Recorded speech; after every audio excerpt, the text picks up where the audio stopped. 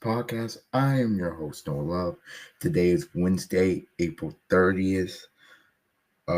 Currently, I'm kind of trying to finish up my first year of college, move out everything. So, I'm going to try to get this video out to you guys as best I can. Yes, I know I haven't uploaded in like a week. Uh, I will get my thoughts on the NFL draft. I will make a video whenever that gets up. It gets up at this point for you guys, but that's not important right now. Right now, we're going to be talking about the NBA playoffs.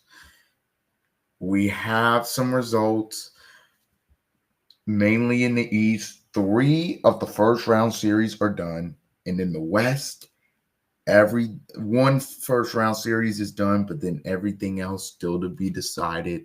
Let's get right into it. Okay, first of all, just to kind of go through this a little bit quickly, the Thunder beat the Grizzlies. The Thunder jogged. He went out in Game Three. Thunder came back from 29 points down. Then a tough fight in Game Four, but they ended up winning it, and they are going to be off for a while. Obviously, they've been off since Saturday. They still don't know who their opponent is yet. So the Thunder have a good time to rest. Grizzlies, tough loss, 48 win season. You're gonna have to make some decisions this summer.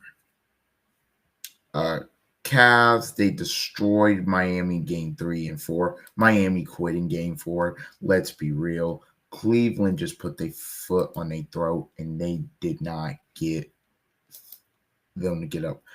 Give them a chance to get up. Pretty impressive.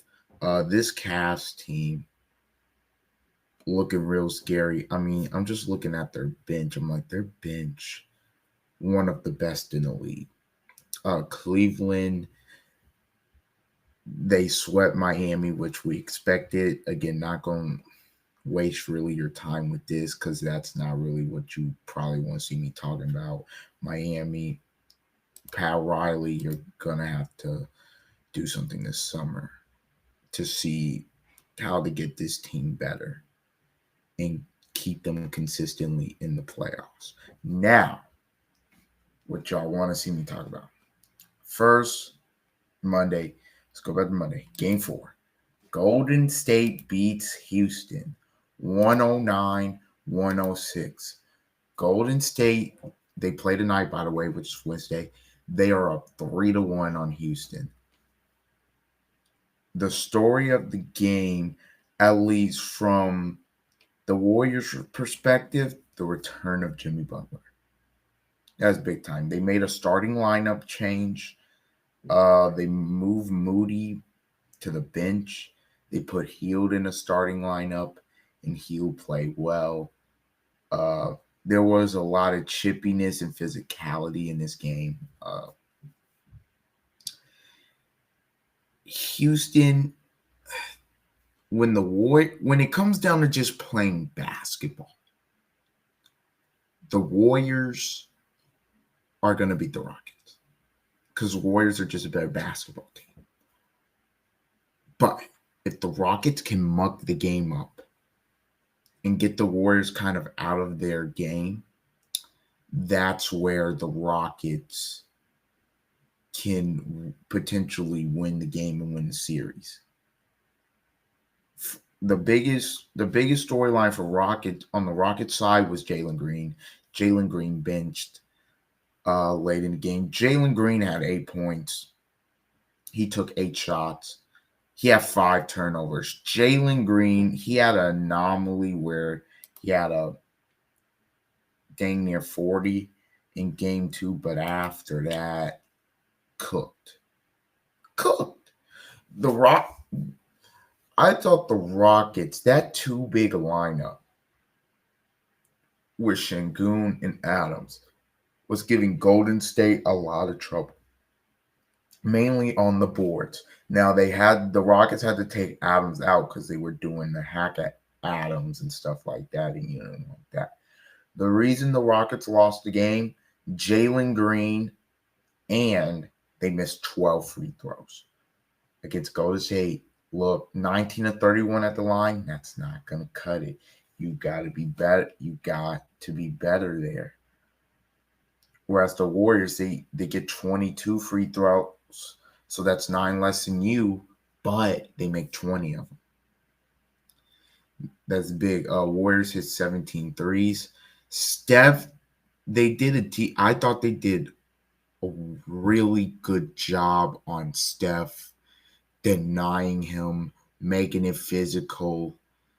Yes, he hit a couple shots, but I thought his percentage was down. I thought they just did a really good job on Steph. Now, Steph draws a lot of attention, but here's the thing. Was Jimmy back? Jimmy with 27 points. Game 3, obviously we knew Steph, if you watch the game, Steph was the difference. It was Steph. He got going. In Game 4, he didn't get going, but with Jimmy back, Jimmy could carry the load. And when it shout out Brandon Podziemski as well, 26 points. Best game of the playoffs for him by far. By far. Buddy Hield, 15 points. He set the tone defensively, and I can't believe I'm saying that. He set the tone. When he got up into Jalen Green early and forced some turnovers, that was huge. Also, the end of the game, Draymond with the big stop on Şengün. Şengün, I thought maybe could have got a little deeper, but just missed the shot. Look, this series has been highly intense, physical, whatever you want to call it, chippy. The Rockets are going back home now. The Rockets, to me, you want to try to get this back to Golden State. You want to try to get this back to Golden State, and if they get it back to Golden State, you're going to feel like, all right, maybe we have a chance to win this, if you get what I'm saying. Now, I trust Golden State, obviously, to win that game, but Houston, we're going to see what they're made of, because 3-1, the Warriors have been the better team in this series. Rockets, they're going to, with the Rock, first of all, Jalen Green's got to get more shots. That's number 1. Number 2, obviously, taking care of the ball is a big thing. It's a big thing. They play physical basketball. So foul trouble at times could be an issue. Fred VanVleet had great. You need consistent scoring. Because I'm looking at this Game 4. I'm like, yo, Jalen Green, if you play better. VanVleet had 25. Did his part. Şengün had 31, 10, and 5. Did his part. Amen Thompson had 17 and 9. Brooks had 11. They all did their part. Adams gave him great minutes coming off the bench. So did Jabari Smith. Green did not do his part, and that's why they lost the game. So I'm looking here. If you're Golden State, obviously keep doing what you're doing on Green. Apply ball pressure. Try to take him out of it mentally early. But it's going to be tough having to close that out tonight on the road. I'm picking Houston in the game tonight. I just don't think they're going to get closed out. I think especially what we saw yesterday, last night, I just think it's you see how hard it is to close out a series. The Rockets are going to have to come out and play with a sense of desperation. And look, the Warriors know that. So the Warriors know that. Now, will they be able to still win? I don't know. We'll see. If Jalen Green gets hot, and if the rest of the Rockets play well, obviously Houston will win. It would have to be sort of like a Game 2 performance. But yeah, I just thought Houston losing Game 3 was so huge because now that if they have won Game 3, okay, or even Game 4, okay, But I say game 3 specifically because Jimmy was out. Okay, now it's best of 3. Now it's best of 3, and look, as long as you take care of business at home, you win series. Now you got to still go on the road, potentially to Golden State if you want to win. Well, not potentially, you do have to go on the road. If you want to win the series, you have to win 3 straight against Golden State. One of them on the road. That's going to be pretty hard to do. Golden State, can they close it out tonight? Uh, I'm not. I'm not sure if they're going to be able to, but I got Houston, and I think it's going to go back Friday night. We're going to have a game 6, and then we'll see what happens there. Uh, Tuesday. 4 games. Wow. These games were incredible. Let's start with the best one. Indiana and Milwaukee. Indiana beats the Bucks. They come back from 20 down in the game in the first 4 quarters, but then they come back from 7 down. They go on an 8-0 run with 40 seconds left to play. And they win. And they send Milwaukee home. Insane game. Look, Milwaukee came out with a different starting 5. They started, obviously, it was Giannis, but then they started AJ Green, Kevin Porter, Gary Trent, and then they had made the move to Portis game, I believe it was game 3.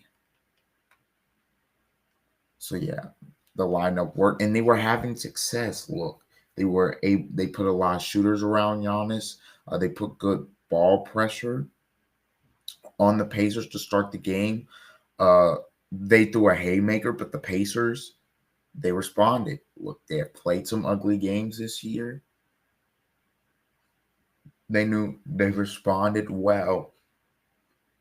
The first quarter, all Milwaukee. Second quarter, Pacers.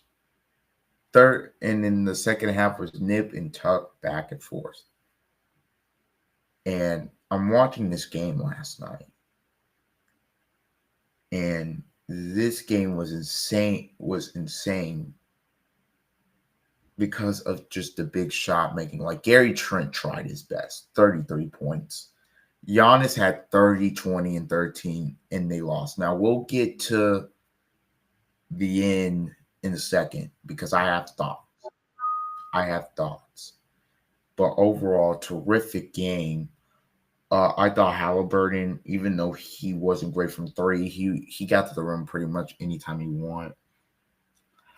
I thought Aaron Nesmith played well. I thought Turner, outside of game 3 in this series, played well. TJ McConnell came in and gave them a big time boost, 18 points off the bench. For Milwaukee, I thought, look, their starters played well. Their bench didn't really give them anything. He didn't really play Brook Lopez, which, with the way the series had been going, yeah, it probably was the right decision. I'm looking at AJ Green. I thought 6 threes. He played very well. Obviously, Trent went crazy, and I thought Portis gave him a nice presence. Giannis was more of a facilitator in this game early, but then went to go score, obviously. So, yeah, but I know the end. Let's talk about it. Okay, obviously, the Pacers into overtime. Halliburton the dunk. I don't love the last shot. I don't love the last shot by Giannis. Don't love it. We go in overtime. Gary Trent Jr. gets hot. And it's a missed 3 by Halliburton. Then AJ Green gets the rebound, gets fouled. At this point, it's 117-111. He makes a 3 or a 3. AJ Green goes to the line, makes the first free throw, misses the second. Okay. Then Nembhard comes down, makes a 3 from almost the logo. At this point, it's 118-114. Doc calls timeout. By the way, if you're going to blame Doc Rivers for this collapse by Milwaukee, you're out of your mind. This isn't on him. It's 114. Milwaukee proceeds to inbound to Trent, and Trent proceeds to throw it away out of the timeout. So he throws it away. The Pacers come back down. Halliburton goes down.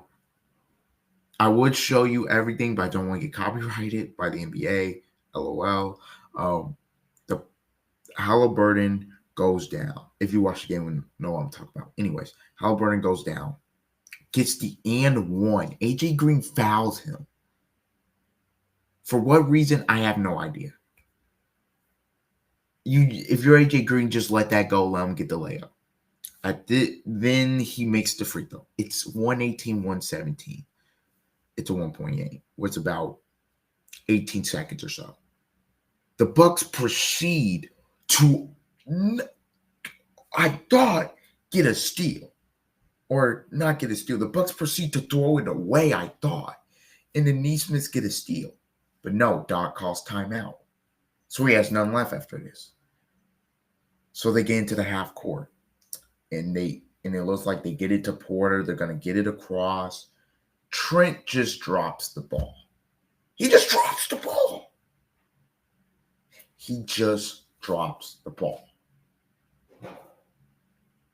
I'm going to try to be as rational as I can. If you're blaming Doc Rivers for Gary Trent dropping that basketball, you're insane. And I've talked about Doc Rivers on how he's not really that good of a coach. I think he's overrated, but let's be real. This was not on Doc. This meltdown was not on Doc. Now, should Doc be fired? Yes. Now, you say, how do you say that? Because you just said it wasn't Doc's fault. Yes, this wasn't Doc's fault. But you have to take into account the other 4 games in the series and then the rest of the season. Doc should have never been put in this position. Doc should have never been hired. Adrian Griffin should still be the coach. So that's I want to get that out of the way. Okay, so now turnover.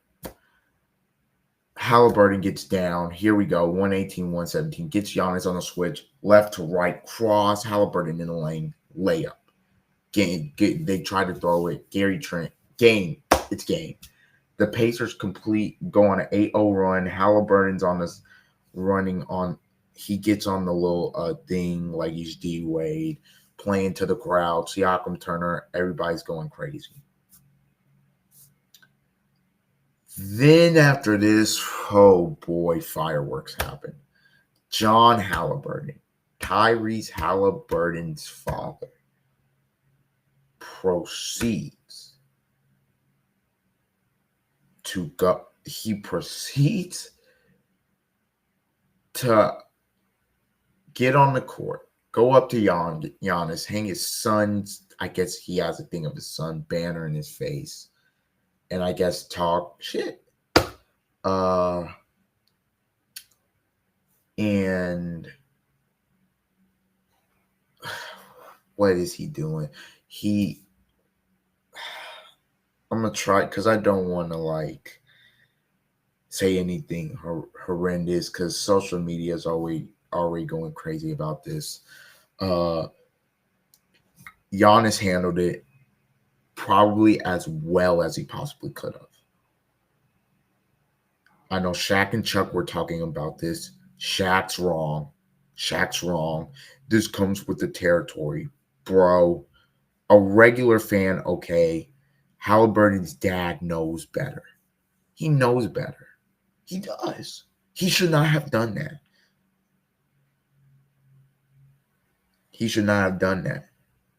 And then Giannis, and then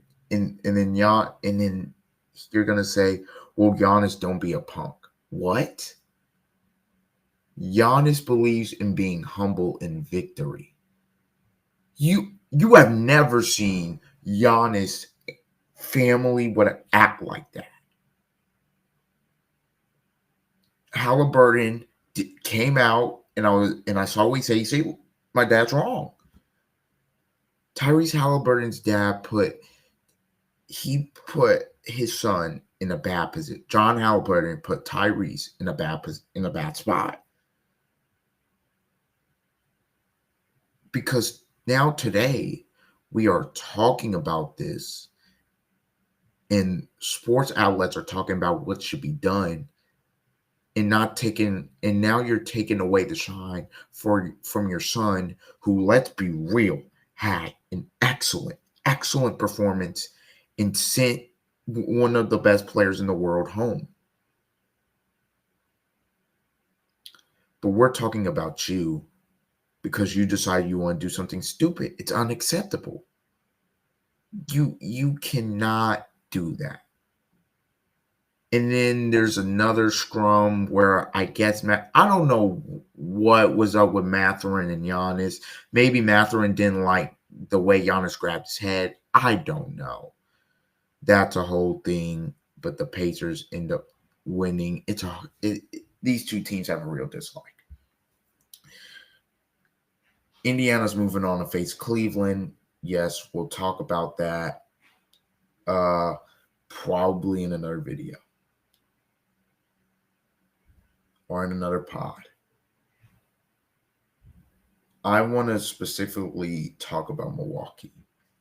Indiana wins series 4-1, 5 games. I picked the Pacers to win the series in 6. They won it in 5. Okay. This Giannis, I think he needs to leave Milwaukee. And I'm a small market guy. I want Giannis to stay, but I just don't see the situation getting better. Next, people are going to be like, we'll be back next year. With what? Because next year is essentially a wash because there's no Dame Dollar.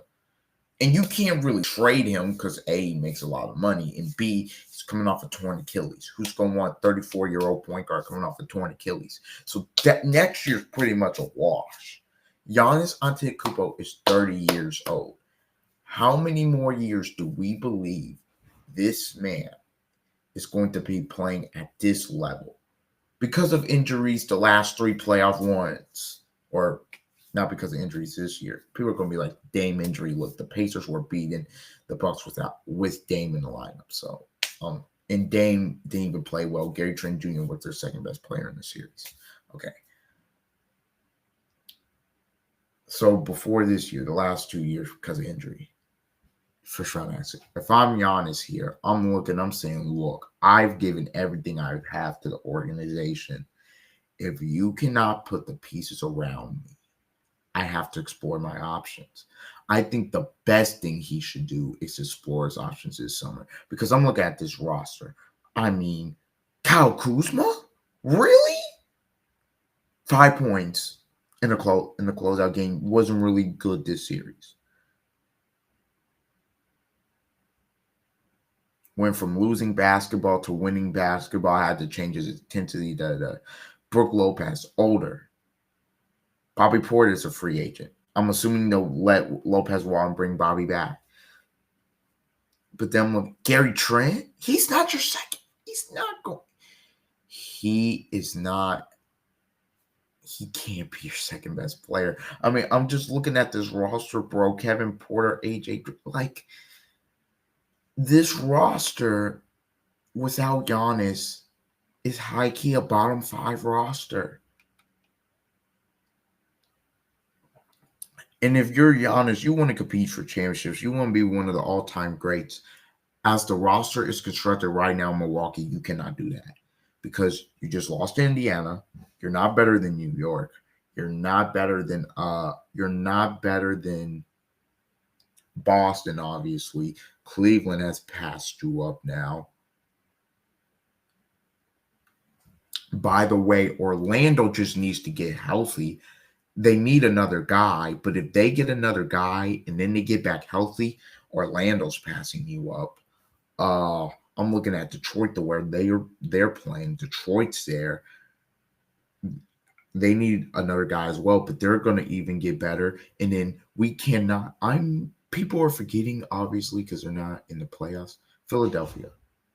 If Philadelphia can just get healthy, and then they add a lottery pick, and if Philadelphia can just get healthy, they're back.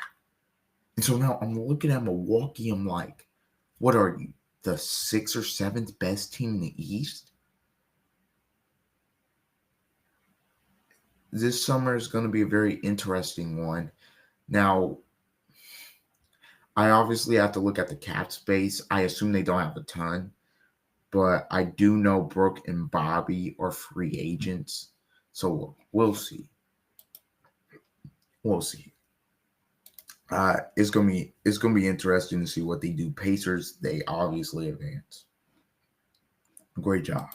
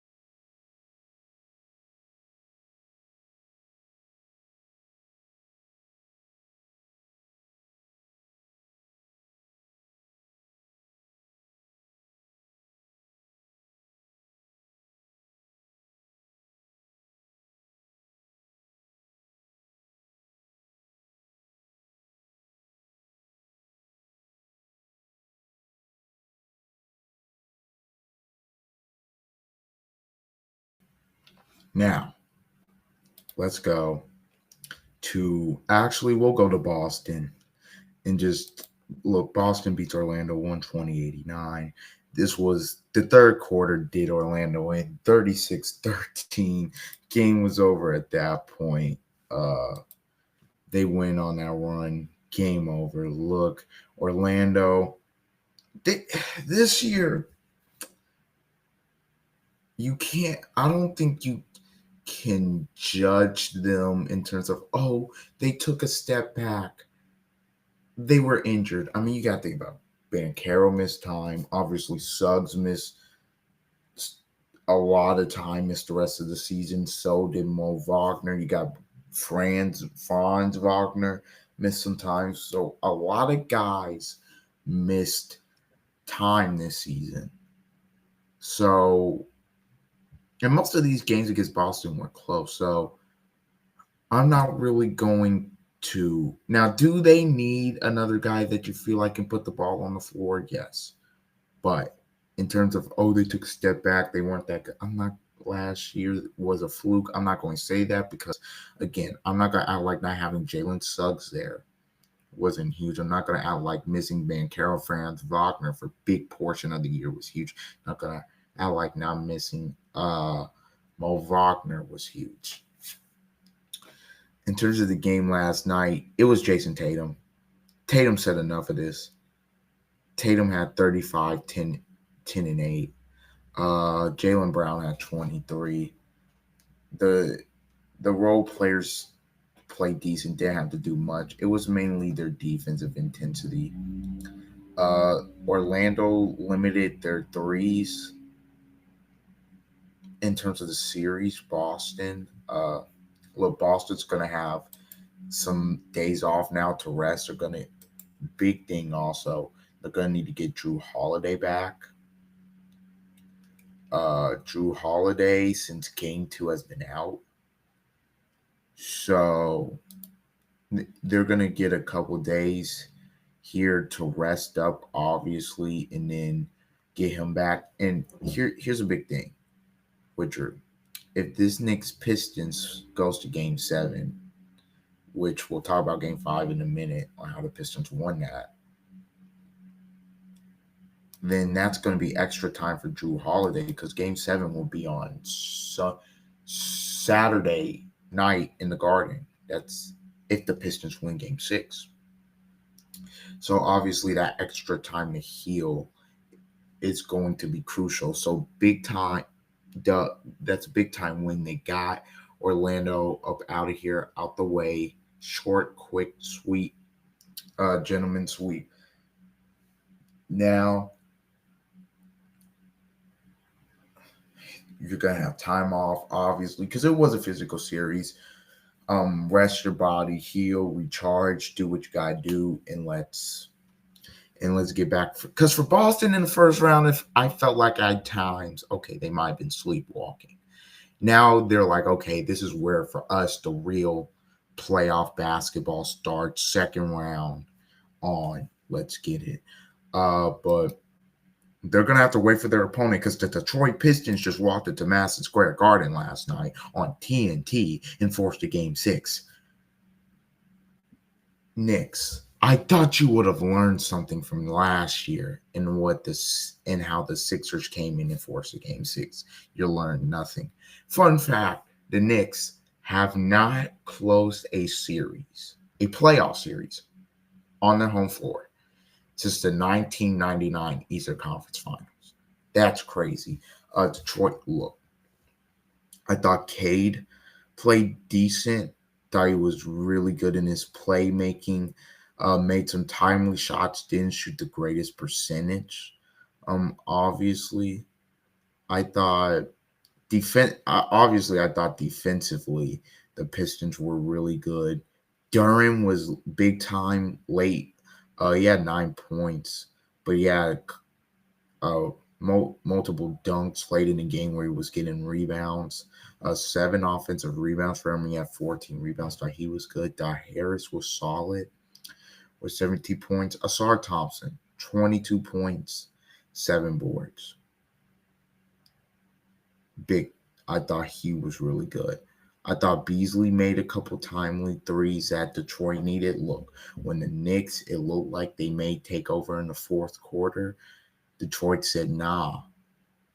And it looks like ever since game one, the road team is just kind of. If you've watched series, look, Pistons take game two, Knicks can't take game three and four in Detroit, and the Pistons take game five. They did a really good job on Brunson. You hold Brunson to 16 points on 16 shots. I talked about how this will be a tough matchup for the Knicks. The Knicks, it was balanced. Mitchell Robinson, by the way, had a big impact on the game for them, but nobody went crazy. Here's my concern for the Knicks, their bench. The bench just isn't that good. Like, I'm looking at Deuce McBride has struggled to get it going. Look, Cam Payne, he's up and down. You know this. Mitchell Robinson, 13 and 11 last night. That's great for him. He's not doing that every night. Like, Brunson and Cat, every single night, have to play well for the Knicks to win. That's just what it is. Game 6, I think we're going back to game 7. I'm picking Detroit to win game 6 in Detroit. Because it comes a point in time you cannot keep losing on your home floor. So I think Detroit's going to force a game 7 back in the Garden. And let me tell you, Thibodeau, game 7 in the Garden, you can't lose that, man, in the first round. But this has been a tough series. Look, and I'm confident in saying that, but also wouldn't be shocked that the Knicks won game 6 because obviously last year, and then the Knicks, they just on the road, they're so good. They just love to win on the road. This version of them. So look, it's going to be a physical, tough battle, obviously, but I think I do think the Knicks will be ready, but I also think the Pistons, they can't relax because Knicks are going to be fighting like, yo, we want to go back home, but we want to go back home having, okay, we're playing Boston, let's get ready for them, not, oh, we go back home because we got to play a game 7. New York didn't even want to go back to Detroit either, so that's going to be big. The Nuggets win. The Nuggets win game 5 here. They came back, or they almost blew the lead in game 4. Clippers came storming back. Gordon won with that tip in at the buzzer. Look, this is the Jamal Murray game. This was the Jamal Murray game. I thought the Nuggets came out and played with terrific energy. I really did. I thought, even though he had 43, I thought there was a balance. I think Russ coming back was huge.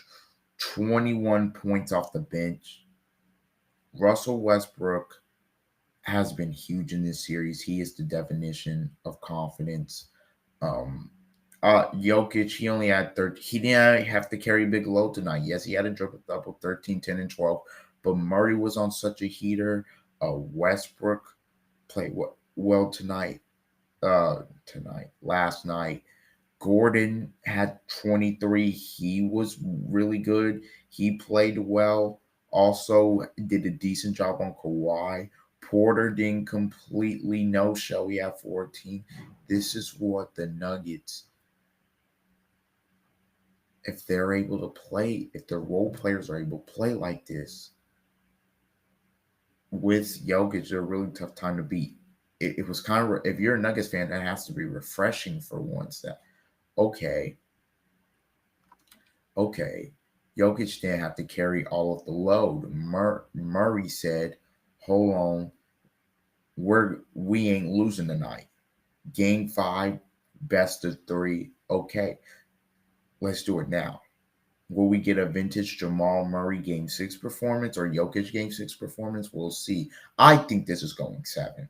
I think the Clippers are winning, and then we're going back to Denver for Game 7. And I'm picking that. It's what I think, but it's also what I want because this series has been fantastic. So I want a Game 7 in this series, but you know, the Clippers look, they just hardened last night. Not good. The start was key for Denver. They got off to a great start. The Clippers, Game 6, you have to play with a sense of desperation, or with not even a sense, with desperation, because if you lose, your season's over. Uh, use the only thing you're focused about is how do we get this back to how do we get this back to Denver for game 7. So Thursday night is going to be a terrific basketball game. To me, it's going to be about the start for the Clippers and the start and the finish, because I don't think Denver's just going to get blown out in Game 6. I could be completely wrong, but I don't think it's going to get out. The key: Norman Powell plays better at home. Harden's going to have to play better. I think the Clippers are going to go home and force a Game 7, because I just think with this series, the way this series has gone, we just deserve a Game 7, man. We do. Zubac played well in this game, but Clippers they had a tough time defending in the game. Now tonight, obviously, Lakers Wolves. The Wolves won Game 3 and 4. That dang on Anthony Edwards is special. Game 3, he closed it out. They won 114-104 on his back, fourth quarter. The Timberwolves come from 10 down in Game 4. Anthony Edwards was incredible with 43 points. I mean, he was just incredible, man. Randall's played great. He had 25. Jaden McDaniels had a double-double in the game. I think the Lakers are going to force this back to Minnesota for Game 6, where I think Timberwolves inevitably close it out. I know Ant probably wants to close it out in LA. I just don't think the Lakers and LeBron and Luka, I don't think they have that. But from the Lakers standpoint, they have to be better in terms with JJ Redick. You need to get LeBron and Luka some rest at some point. Playing 5 guys in the second half is pretty, like Kinnett's just collecting dust on the bench. Like, play some of your guys. Play Jackson Hayes more minutes. Just be in the non-Luka or non-LeBron minutes. One of them should be in or out. Just get, man, because Luka and LeBron at the end of the game were gassed. In terms of Game 4, they were gassed. I saw it. They were gassed. He has to find a way to play those. He has to find a way to get those guys. LeBron, okay. Look, Luka playing 46, okay. Fine. If that's what you want to do. LeBron at 40. He's got 46 minutes. Let's be real. Come on now. He should be 38 to 40. Somewhere around there. 40 should at the most. The Lakers have got to be physical. I think they've got to do. Obviously, their role players are going to have to hit shots. Well, I thought Hachimura played well in Game 4. Reeve was okay. Thought he could have been better. I think the Lakers are going to have to match Minnesota's physicality. They're going to have to keep Minnesota off of the glass. And obviously, Luka's got to play some defense. Look, at some point with Luka Doncic, Luka Doncic is gonna have to say, look, I'm not a cone. I can play defense. He's gonna have to start giving effort on the defensive end.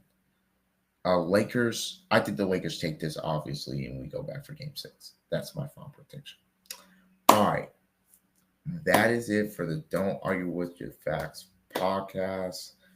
This will be up sometime today, within the next week, probably today or tomorrow. I'm today also I'm going to film the NFL draft. My reactions. Shador went fifth round. Wow. What are the Browns doing? LOL. Um, and just all the reactions to the first round and what teams did overall. And I'll probably be giving grades out. I'll go film that. All right. Everybody take care. Please like, comment, and subscribe. And until next time, see ya. Peace. Stay blessed.